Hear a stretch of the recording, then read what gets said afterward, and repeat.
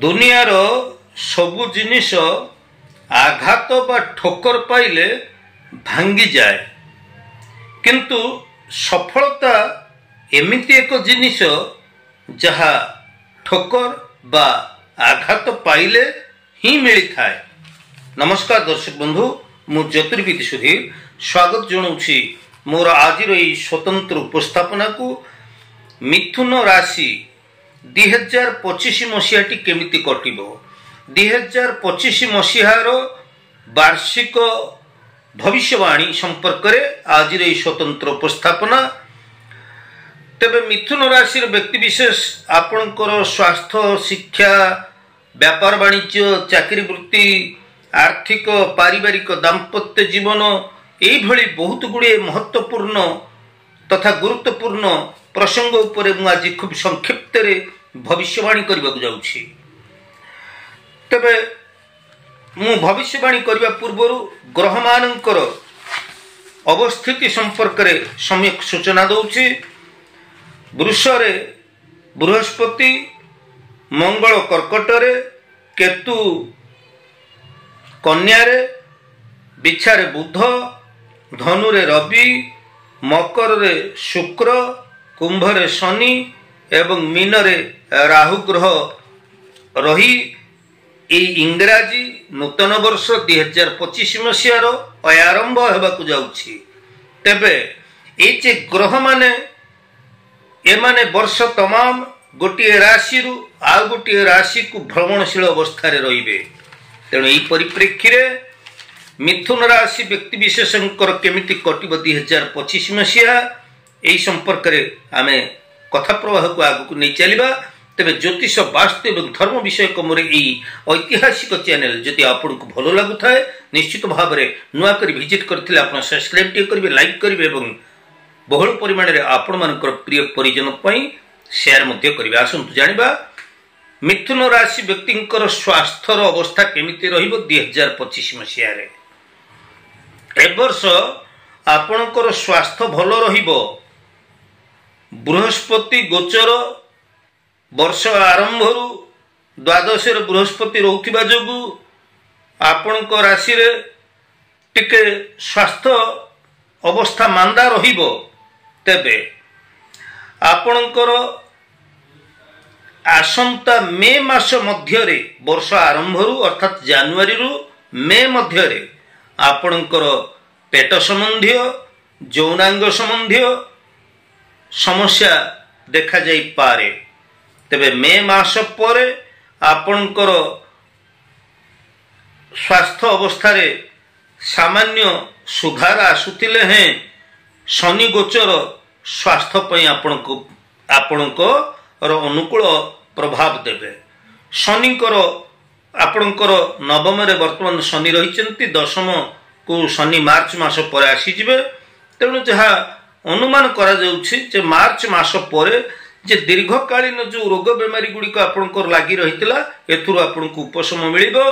तबे एई भली मोट पर जदि आमे तर्जुमा करी देखिबा ताहले 2025 मसीहाटी आपणको पई स्वास्थ्य पई भलो समय रहिछि।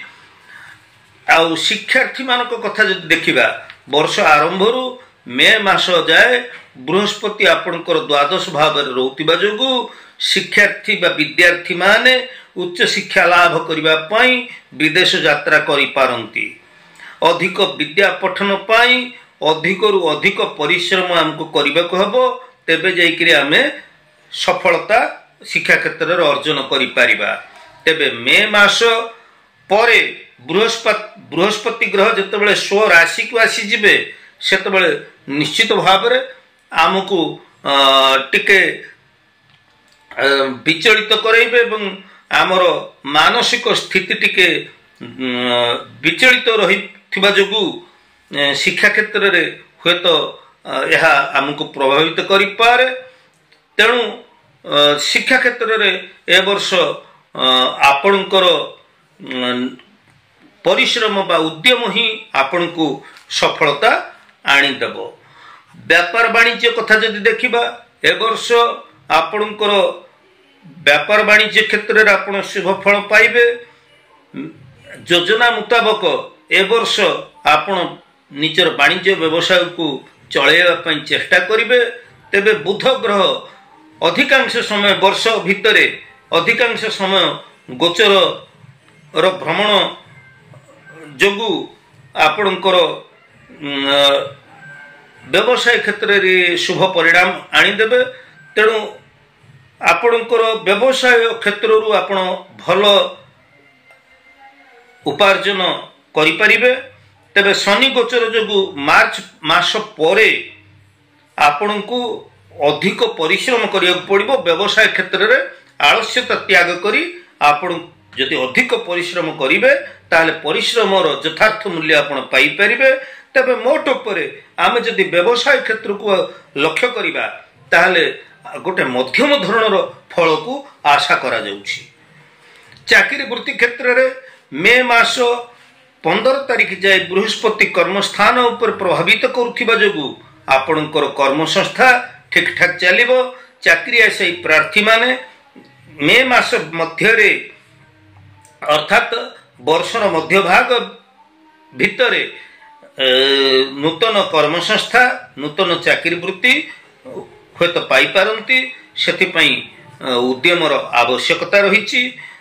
ତେବେ ମାର୍ଚ୍ଚ ପରେ ଆମର ଶନି ଗୋଚର କର୍ମସ୍ଥାନରେ ଆମର ଯେତେବେଳେ ଶନି ଆସିଯିବେ ଦଶମ ଭାବକୁ ସେତେବେଳେ ଆପଣଙ୍କର କର୍ମକ୍ଷେତ୍ରରେ ବଦଳି ହେବାର ସମ୍ଭାବନା ସୃଷ୍ଟି ହେଉଛି। ଗୋଟିଏ ଚାକିରି ଛାଡ଼ି ଆଉ ଗୋଟିଏ ଚାକିରି ଆପଣ ଧରିବା ପାଇଁ ବା ପାଇବା ପାଇଁ ଆପଣ ଉଦ୍ୟମ କରିପାରନ୍ତି। ତେବେ ସେ ଯାହା ହେଉ ନା କାହିଁକି ଆପଣଙ୍କୁ ମିଶ୍ରିତ ଫଳ ଏ ବର୍ଷ ଚାକିରି ବୃତ୍ତି କ୍ଷେତ୍ରରେ ମିଳିବ।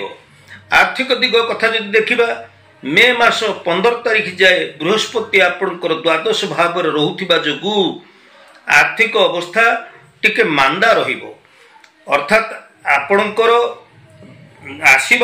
ଧନ ଆସିବାର ରାସ୍ତା ଟିକେ ସଂକୁଚିତ ହେବ। ତେବେ ମେ ମାସ ପରେ ଆପଣ ନିଜର ଖର୍ଚ୍ଚ ଉପରେ ନିୟନ୍ତ୍ରଣ ରକ୍ଷା କରନ୍ତୁ। ମେ ମାସ ପରେ ଆପଣଙ୍କର ଧୀରେ ଧୀରେ ଆପଣ ଆର୍ଥିକ ପ୍ରଗତି ଆଡ଼କୁ ଅଗ୍ରସର ହେବେ।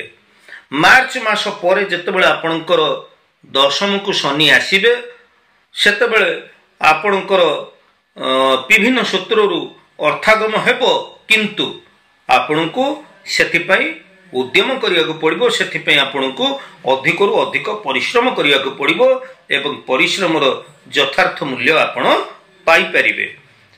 ଆମେ ଯଦି ଦେଖିବା ଆପଣଙ୍କର ପାରିବାରିକ ଦାମ୍ପତ୍ୟ ଜୀବନର କଥାକୁ, ଶନି ଗୋଚରରେ ବର୍ତ୍ତମାନ ନବମରେ ରହିଛନ୍ତି, ଆପଣଙ୍କର ମାର୍ଚ୍ଚ ମାସ ପରେ ଦଶମକୁ ଆସିବେ।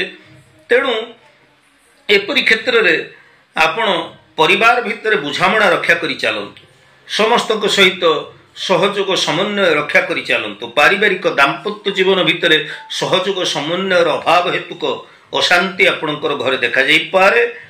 ତେବେ ଯେଉଁମାନେ ଅବିବାହିତ ପୁତ୍ରକନ୍ୟା ମାନେ ରହିଛନ୍ତି ସେମାନଙ୍କର ବିବାହ ପାଇଁ ଶନି ଗ୍ରହ ନିଶ୍ଚିତ ଭାବରେ ଶୁଭ ପରିଣାମ ଆଣିଦେବେ, କିନ୍ତୁ ବୃହସ୍ପତି ଗ୍ରହ ଏ ବର୍ଷ ଆପଣଙ୍କର ଅନୁକୂଳ ଅବସ୍ଥାରେ ରହିବେ ନାହିଁ।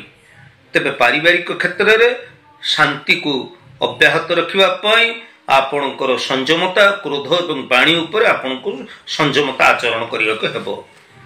ତେବେ ଦର୍ଶକ ବନ୍ଧୁ, ଭୂମି, ବାହନ ଏବଂ ଆପଣଙ୍କର ଭବନ ଆଦି କ୍ଷେତ୍ରରେ କ'ଣ ରହିଛି ଶୁଭାଶୁଭ ଫଳ ଦେଖନ୍ତୁ। ଆପଣ ମେ ମାସ ପର୍ଯ୍ୟନ୍ତ ଆପଣଙ୍କର କେତୁ ଚତୁର୍ଥ ଭାବରେ ରହିଛନ୍ତି ଏବଂ ଦ୍ୱାଦଶ ଭାବରେ ବୃହସ୍ପତି ରହୁଛନ୍ତି, ନବମ ଭାବରେ ଶନି ରହିଛନ୍ତି। ଏହାପରେ ଆପଣଙ୍କର ଶନି ଏବଂ ବୃହସ୍ପତି ବଦଳିଯିବେ। ଶନି ଆପଣଙ୍କର ଦଶମ ଭାବକୁ ଆସିଯିବେ, କର୍ମ ଭାବକୁ, ଏବଂ ଆପଣଙ୍କର ସ୍ୱରାଶି ବା ଜନ୍ମ ରାଶିକୁ ବୃହସ୍ପତି ଆସିଯିବେ। ତେଣୁ ଏପରି କ୍ଷେତ୍ରରେ ଆପଣ ଆପଣଙ୍କର ମେ ମାସ ଯାଏ ଭୂମି କ୍ରୟ ବିକ୍ରୟ କରିବା ପାଇଁ ସମୟ ଭଲ ରହିଛି, ଭଲ ସୁଯୋଗ ଆସିବ। ଏ ବର୍ଷ ଆପଣ ନୂତନ ବାହନ ଯାନବାହନ ଆଦି କ୍ରୟ କରିପାରନ୍ତି ଏବଂ ନୂତନ ଭବନ ଅର୍ଥାତ୍ ଗୃହ ନିର୍ମାଣ ଆଦି କ୍ଷେତ୍ରରେ ଯଦିଓ ଆପଣ ମନ ବଳେଇବେ କିନ୍ତୁ ଏହି ନିର୍ମାଣ କାର୍ଯ୍ୟ ଟିକେ ଧୀର ଗତିରେ ବା ବାଧାବିଘ୍ନ ଭିତରେ ଗତି କରିବ। ତେବେ 7.5 କଥା ଯଦି ଆମେ ଦେଖିବା 8 ଅଗଷ୍ଟ 2029 ରୁ 17 ଅଗଷ୍ଟ 2036 ମସିହା ଯାଏ ଆପଣଙ୍କର ଶନି 7.5 ଭୋଗ ହବ ଆଗକୁ। ତେବେ ପ୍ରତିକାର ସ୍ୱରୂପ ଶରୀରରେ ଆପଣ ଚାନ୍ଦି ଧାରଣ କରନ୍ତୁ। ଚାନ୍ଦିର ଗୋଟେ ରିଙ୍ଗ ଆପଣ ଦକ୍ଷିଣ ହସ୍ତର କନିଷ୍ଠ ଆଙ୍ଗୁଠିରେ ଧାରଣ କରନ୍ତୁ। ଗରିବ ଅସହାୟ ଲୋକଙ୍କୁ ଶନିବାର ଦିନ ଆପଣ କିଛି ଖାଦ୍ୟ ଦିଅନ୍ତୁ। ସାଧୁ ସନ୍ଥ ଗୁରୁଜନ ମାନଙ୍କୁ ଆପଣ ସମ୍ମାନ ଦିଅନ୍ତୁ।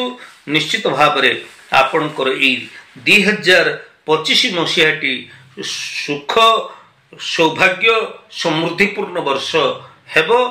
ତେବେ ଦର୍ଶକ ବନ୍ଧୁ ଏଇ ଥିଲା ଖୁବ୍ ସଂକ୍ଷିପ୍ତରେ ମିଥୁନ ରାଶି ବ୍ୟକ୍ତିବିଶେଷ ମାନଙ୍କ ପାଇଁ 2025 ମସିହାର ଭବିଷ୍ୟବାଣୀ।